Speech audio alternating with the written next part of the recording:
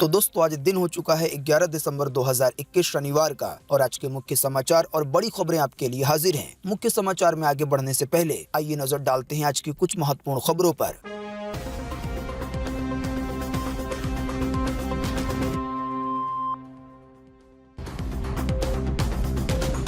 PM Modi ने social media यानी कि व्हाट्सएप, फेसबुक, ट्विटर और यूट्यूब को लेकर दिया बड़ा बयान। कहा इसके लिए वैश्विक नियम बनाने की जरूरत है। बच्चों को ऑनलाइन गेमिंग के खतरों से बचाने के लिए सरकार ने माता पिता और शिक्षकों के लिए जारी की है एडवाइजरी, यानी कि बताए हैं कुछ नियम। आने वाले दिनों में बदल सकता है जूतों और चप्पलों का नंबर, क्योंकि जल्दी आ रहा है इंडियन फुटवेयर साइज सिस्टम। किसानों के आंदोलन में आया एक बड़ा मोड़। किसान मोर्चा के आंदोलन खत्म करने के फैसले से कई सारे किसान हैं नाराज। कई किसान बोले कि न ही एमएसपी पर गारंटी मिली और न ही वापस हुए आंदोलन के दौरान किसानों पे किए गए केस। कोरोना के वैक्सीन की बूस्टर डोज यानी कि तीसरी खुराक दूसरी डोज के 9 महीने के बाद दी जाएगी। केंद्रीय स्वास्थ्य मंत्रालय ने सदन में दी है ये जानकारी। भारत में फिर मिले कोरोना वायरस के नए वेरिएंट ओमिक्रॉन के 9 मरीज। इन 9 मामले में से 7 हैं महाराष्ट्र के तो 2 हैं गुजरात के। कोरोना वायरस के नए खतरे को देखते हुए मास्क नहीं लगाने से चिंतित भारत सरकार ने दी है चेतावनी। यूपी वासियों को जल्दी मिलने वाला है एक बड़ा तोहफा। अयोध्या में इसी महीने हो सकता है इसका शिलान्यास। अभी इसके बारे में बताएंगे विस्तार से।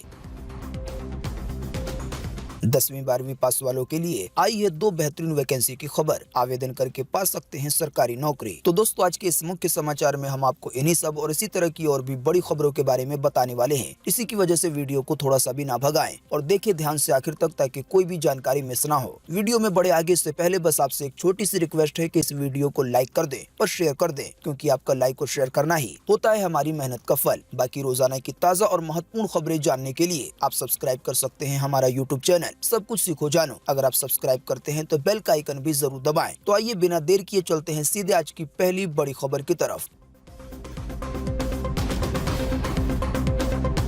प्रधानमंत्री नरेंद्र मोदी अपने एक नए बयान में बोले कि सोशल मीडिया और क्रिप्टो करेंसी पर वैश्विक नियम बनाने की है जरूरत। साथ ही कहा कि ये लोकतंत्र की मजबूती के लिए है जरूरी। जी हां, प्रधानमंत्री नरेंद्र मोदी ने बीते शुक्रवार को वीडियो कॉन्फ्रेंसिंग के माध्यम से समिट फॉर डेमोक्रेसी को संबोधित किया। इस दौरान प्रधानमंत्री नरेंद्र मोदी ने कहा कि सोशल मीडिया यानी कि यूट्यूब, फेसबुक, ट्विटर, इंस्टाग्राम या इस तरह के जो भी प्लेटफॉर्म है उन पर, और क्रिप्टो करेंसी यानी कि जो बिटकॉइन जैसी करेंसी है या इस तरह के जो और भी प्लेटफॉर्म है उन पर, और क्रिप्टो करेंसी जैसी उभरती तकनीकों के लिए वैश्विक नियम बनाने की जरूरत है, यानी कि ऐसे नियम जो कि दुनिया के सभी देशों में लागू हो। इसी मामले में पीएम मोदी ने कहा कि इस तरह के कानून को बनाने के लिए दुनिया को मिलकर कोशिश करनी चाहिए। सीधे शब्दों में कहें तो पीएम मोदी ये कहना चाहते हैं कि इस तरह के कानून को बनाने के लिए दुनिया के जो और देश हैं उन्हें मिलकर काम करना चाहिए और क्रिप्टो करेंसी जैसी तकनीक पर वैश्विक कानून बनाना चाहिए। वैसे आपको बता दें, पिछले 3 हफ्तों में क्रिप्टो करेंसी को लेकर पीएम मोदी 2 बार बात कर चुके हैं।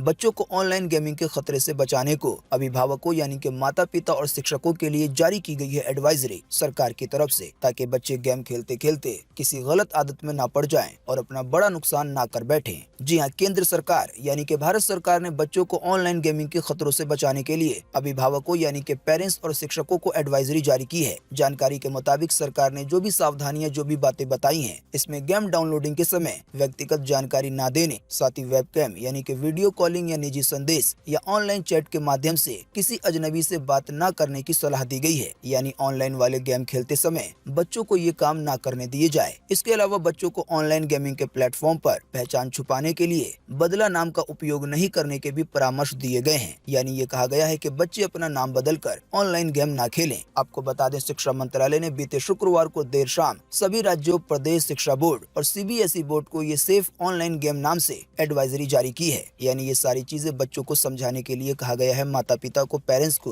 और साथ ही में बच्चों के टीचरों को। वैसे आपको बता दें, असल में कई ऐसे आंकड़े बताते हैं कि ऑनलाइन गेमिंग की वजह से बच्चों का काफी नुकसान होता है। शायद इसी की वजह से भारत सरकार की तरफ से गेम खेलने के लिए तो मना नहीं किया गया है, लेकिन माँ बाप से कहा गया है कि सावधानी जरूर रखें।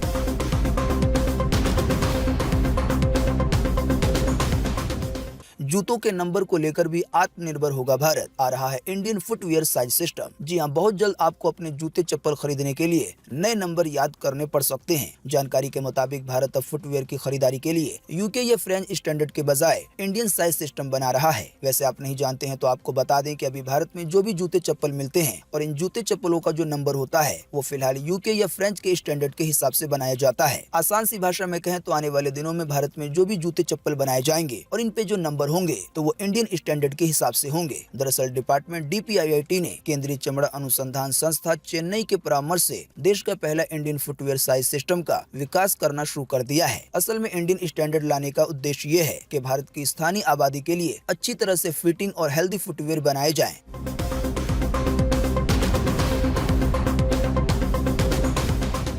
किसान मोर्चा के फैसलों पर अब खुद कई किसानों ने जताई है नाराजगी। भूख हड़ताल पर बैठे किसान बोले कि न MSP की गारंटी मिली और न ही किसानों पे किए गए केस हुए वापस। जी हां, जैसा कि अभी हमने आपको बीते रोज के मुख्य समाचार में बताया था कि जल्दी 11 दिसंबर को यानी कि आज किसान आंदोलन खत्म हो जाएगा, क्योंकि इसका ऐलान खुद किसान मोर्चा की तरफ से किया गया था, यानी कि जो किसानी संगठन है उसकी तरफ से। हालांकि फिलहाल की ताजा जानकारी के मुताबिक आपको बता दें कि संगठन के इस फैसले से काफी सारे किसान नाराज हैं। जानकारी के मुताबिक किसान आंदोलन स्थगित किए जाने के एक दिन बाद ही मुख्य मंच के पास भूख हड़ताल पर बैठे कुछ किसानों ने संयुक्त किसान मोर्चा के नेताओं के फैसले पे नाराजगी जताई है, यानी कि उन नेताओं पे जो अभी तक पूरे आंदोलन को लीड कर रहे थे। असल में जो किसान आंदोलन में शामिल है उनका कहना है कि न ही फसलों पर MSP की गारंटी मिली और न ही किसानों पे किए गए केस वापस हुए। वैसे आप नहीं जानते हैं तो आपको बता दें कि किसानों का आंदोलन लगभग 1 साल से चल रहा है और इस 1 साल के दौरान काफी सारे बवाल हुए, तो इसी बीच कई सारे किसानों पे केस दर्ज कराया गया है। किसानों की ये मांग है कि 3 कानून तो वापस हो गए हैं, लेकिन फसलों पर MSP की गारंटी मिलनी चाहिए। साथ ही में जिन किसानों पे केस दर्ज किया गया है उसे भी वापस लिया जाना चाहिए, तभी आंदोलन खत्म होगा। हालांकि किसानी संगठन यानी कि संयुक्त किसान मोर्चा ने सरकार के साथ जो भी बातचीत की है तो उसमें किसानों के मुताबिक MSP पे गारंटी अभी तक नहीं मिली है। इसके बावजूद भी किसान नेता आंदोलन खत्म करने के लिए कह रहे हैं। इसी की वजह से कई सारे किसानों ने ये फैसला लिया है कि जब तक ये मांगे नहीं मानी जाएंगी वो आंदोलन करते रहेंगे। आसान सी भाषा में ये कह सकते हैं कि किसानों के अंदर ही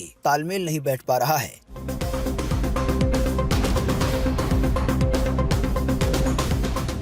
सेहत के मुद्दे पर इस सरकार ने लिया बड़ा फैसला। जानकारी के मुताबिक स्मोकिंग को पूरी तरह से है बैन करने की तैयारी। सरकार ने कहा कि अगले साल तक बनाएंगे सख्त। जी हां, न्यूजीलैंड जल्दी दुनिया का ऐसा पहला देश बन सकता है जहां धूम्रपान और तंबाकू के इस्तेमाल पर पूरी तरह से पाबंदी लगाई जाएगी। हेल्थ मिनिस्टर डॉक्टर आयशा वेराल के मुताबिक सरकार स्मोकिंग और टोबैको को पूरी तरह से बैन करना चाहती है और इस बारे में नया कानून बनाए जाने की तैयारियां की जा रही हैं। जानकारी मिली है कि ये कानून अगले साल यानी कि साल 2022 के आखिर तक लाया जा सकता है। सरकार पहले इसे संसद से पास कराएगी और फिर इसके बाद इसे लागू किया जाएगा। आसान सी भाषा में कहें तो जो भी तंबाकू वाली चीजें हैं उसे पूरी तरह से बैन कर दिया जाएगा और अगर न्यूजीलैंड ऐसा करता है तो वो दुनिया में पहला ऐसा देश बन जाएगा जिसने इस तरह की पाबंदी लगाई है। दोस्तों, इसी वीडियो के नीचे आप कमेंट बॉक्स में कमेंट करके बताएं कि क्या कोई इस तरह का कानून भारत में भी आना चाहिए या नहीं आना चाहिए। इस पर आपकी पर्सनल राय क्या है? फटाफट से आप अपना जवाब लिख डालिए वीडियो को पूरा देखने के बाद।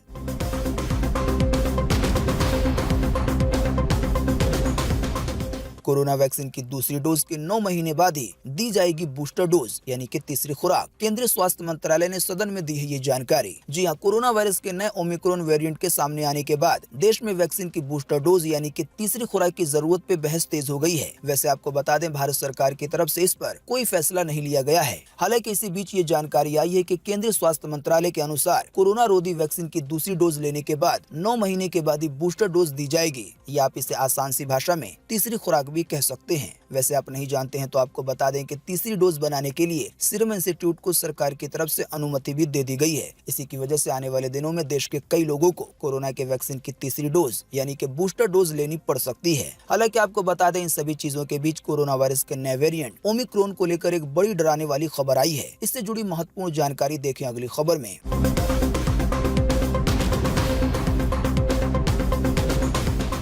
कोरोना वायरस के नए वेरिएंट यानी कि ओमिक्रॉन ने किया हैरान। सिंगापुर में बूस्टर डोज लगवा चुके 2 लोगों के सैंपल में भी मिला है ओमिक्रॉन। इनमें से एक जर्मनी से लौटा था। जी हां, कोरोना वायरस के नए वेरिएंट ओमिक्रॉन के सामने फिलहाल जो वैक्सीन लगाई जा रही है वो प्रभावी होगी या नहीं, यानी कि काम करेगी या नहीं, इसे लेकर अभी रिसर्च चल रही है। हालांकि दूसरी तरफ सिंगापुर के 2 लोगों में मिले इस वेरिएंट ने वैक्सीन के दोनों डोज नहीं बल्कि बूस्टर डोज को भी फेल साबित कर दिया है। दरअसल जानकारी मिली है कि सिंगापुर में ओमिक्रॉन वेरिएंट से संक्रमित मिले दोनों लोगों को कोरोना के वैक्सीन का बूस्टर डोज लग चुका है। इसके बावजूद भी ये दो व्यक्ति कोरोना वायरस के नए वेरिएंट ओमिक्रॉन की चपेट में आ गए हैं, यानी कि वैक्सीन की 3 खुराक लेने के बाद भी।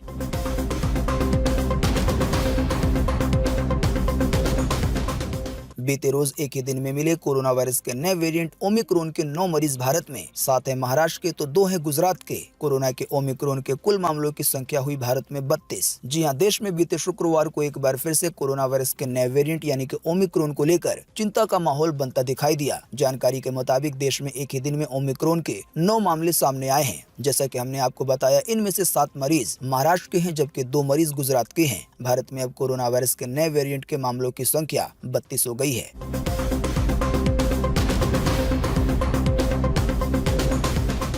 प्रधानमंत्री नरेंद्र मोदी आज यूपी के बलरामपुर को देंगे सरयू नहर राष्ट्रीय योजना का तोहफा। साथ ही कई सारी घोषणाएं भी की जा सकती हैं। जी हां, प्रधानमंत्री नरेंद्र मोदी आज शनिवार को उत्तर प्रदेश के बलरामपुर जिले का दौरा करेंगे और सरयू नहर राष्ट्रीय परियोजना का उद्घाटन करेंगे, जिससे 14 लाख हेक्टेयर से ज्यादा भूमि की सिंचाई के लिए पानी मिल सकेगा। जानकारी मिली है कि इससे 29 लाख किसानों का फायदा होगा। वैसे आपको बता दें, ये जानकारी प्रधानमंत्री कार्यालय की तरफ से दी गई है। जाहिर सी बात है, जिस समय पीएम मोदी इसका उद्घाटन करेंगे यानी कि सरयू नहर का, तो उस समय कई सारी और घोषणाएं की जा सकती हैं। इसकी ज्यादा जानकारी हम देखेंगे कल के मुख्य समाचार में।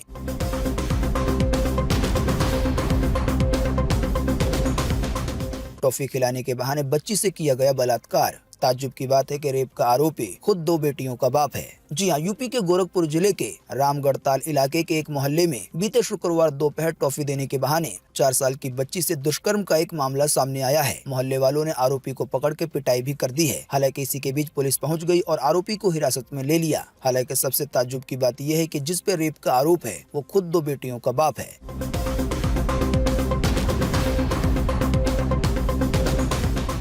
उत्तर प्रदेश को एक और इंटरनेशनल एयरपोर्ट की मिलेगी सौगात। अयोध्या में इसी महीने में हो सकता है इसका शिलान्यास यानी कि बनने की शुरुआत। जी हां, उत्तर प्रदेश को जल्दी एक और अंतर्राष्ट्रीय यानी कि इंटरनेशनल एयरपोर्ट की सौगात मिलने वाली है। जानकारी के मुताबिक रामनगरी अयोध्या में प्रस्तावित मर्यादा पुरुषोत्तम श्री राम अंतर्राष्ट्रीय एयरपोर्ट का शिलान्यास इसी माह कराने की तैयारी तेज कर दी गई है। आप में से जो लोग नहीं जानते उन्हें हम बता दें, जो एयरपोर्ट का नाम होगा वो यही होगा, पुरुषोत्तम श्री राम अंतर्राष्ट्रीय एयरपोर्ट। जानकारी मिली है कि यूपी सरकार ने एयरपोर्ट के लिए जमीन का इंतजाम कर लिया है। इसके साथ ही उत्तर प्रदेश के 5 अन्य एयरपोर्ट का दिसंबर के अंत तक या फिर जनवरी में उद्घाटन हो सकता है। आसान सी भाषा में कहें तो 4 एयरपोर्ट बनके तैयार हो गए हैं और अब रामनगरी अयोध्या में भी एक एयरपोर्ट बनाने की तैयारी है।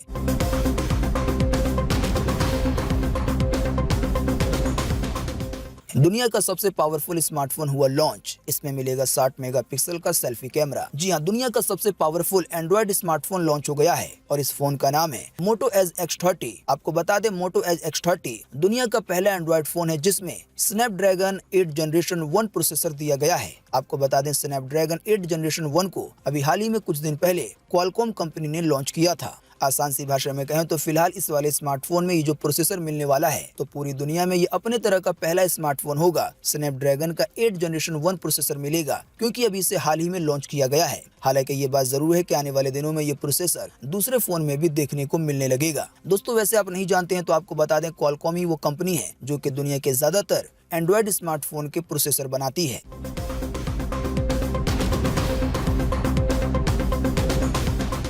पड़ोसी बनने वाले हैं कैटरीना कैफ, विकी कौशल और विरुष्का यानी कि अनुष्का शर्मा और विराट कोहली। अनुष्का ने बधाई देते हुए खुद कहा है कि जल्दी से अपने घर आ जाओ ताकि कंस्ट्रक्शन के काम की आवाज सुनाई ना दे। जी हां, शादी के बंधन में बंध चुके विकी कौशल और कैटरीना कैफ को एक्ट्रेस अनुष्का शर्मा ने बधाई दी है। बधाई के साथ अनुष्का शर्मा ने इस बात को कंफर्म किया है कि विकी और कैटरीना उनके पड़ोसी बनेंगे। इंस्टाग्राम पर विकी और कैटरीना की शादी का एक फोटो शेयर करते हुए अनुष्का शर्मा ने दूल्हा दुल्हन के लिए एक प्यारा सा मैसेज लिखा है। जानकारी के मुताबिक शादी से पहले ही विकी कौशल नए घर की तलाश कर रहे थे और कई महीनों की मशक्कत के बाद उन्होंने मुंबई के जुहू में एक लग्जरी अपार्टमेंट लिया है। इसी इमारत में विराट कोहली और अनुष्का शर्मा भी रहते हैं, यानी कि उनका घर है। इसी की वजह से दोनों अब पड़ोसी हो जाएंगे।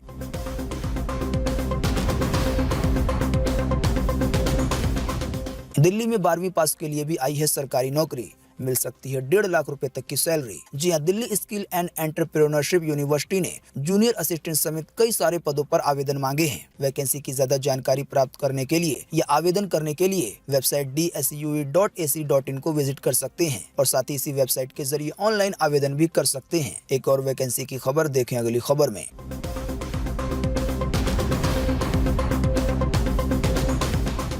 रेलवे में 10वीं पास के लिए बम्पर नौकरी का है मौका। आवेदन करने के लिए बचे हैं केवल 4 दिन। जी हां, दक्षिण पूर्वी रेलवे के भर्ती सेल ने अप्रेंटिस समेत कई पदों पर भर्तियां निकाली हैं। जैसा कि हमने आपको बताया, इसमें 10वीं पास वाले भी आवेदन कर सकते हैं। इस वाली वैकेंसी में आवेदन करने की अंतिम तारीख 14 दिसंबर 2021 है, यानी कि आज को मिलाकर केवल 4 दिन बचे हुए हैं। इस वैकेंसी की ज्यादा जानकारी प्राप्त करने के लिए या ऑनलाइन आवेदन करने के लिए आप जा सकते हैं rrcser.co.in पर।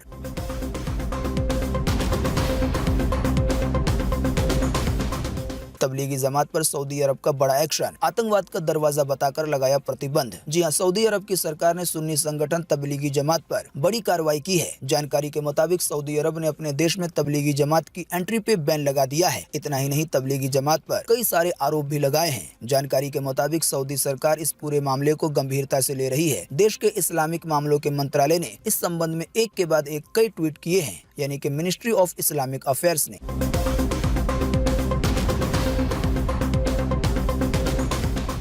बीते रोज एक बार फिर से मिले कोरोना के 8000 से ज्यादा नए मामले भारत में। साथ ही केवल एक दिन में 620 से ज्यादा लोगों ने गंवाई है अपनी जान। जी हां, बीते रोज लगभग 24 घंटे में एक बार फिर से 8000 से ज्यादा नए मरीज मिले हैं कोरोना वायरस के। इन नए मरीजों के मिलने के बाद अब भारत में कोरोना वायरस के टोटल मरीजों की संख्या 3,40,74,744 हो गई है। साथ ही आपको बता दें कि इन टोटल मरीजों में से अभी तक 4,74,735 लोगों की जान जा चुकी है। जब से भारत में कोरोना वायरस की शुरुआत हुई है तब से लेकर अब तक। साथ ही आपको बता दें, बीते रोज केवल एक दिन में 620 से ज्यादा लोगों ने अपनी जान गंवा दी है कोरोना वायरस की वजह से। हाँ, लेकिन अच्छी बात ये रही कि बीते रोज लगभग 24 घंटे में 7000 से ज्यादा लोग ठीक भी हुए हैं। ठीक होने वाले टोटल लोगों की संख्या अब 3,41,05,066 हो गई है, यानी कि इतने सारे लोग टोटल मरीजों में से ठीक हो चुके हैं। बाकी इसके अलावा जो लोग बचे हैं, जिन लोगों का अभी भी इलाज चल रहा है, तो उनकी संख्या अब हमारे भारत में 94,943 हो गई है।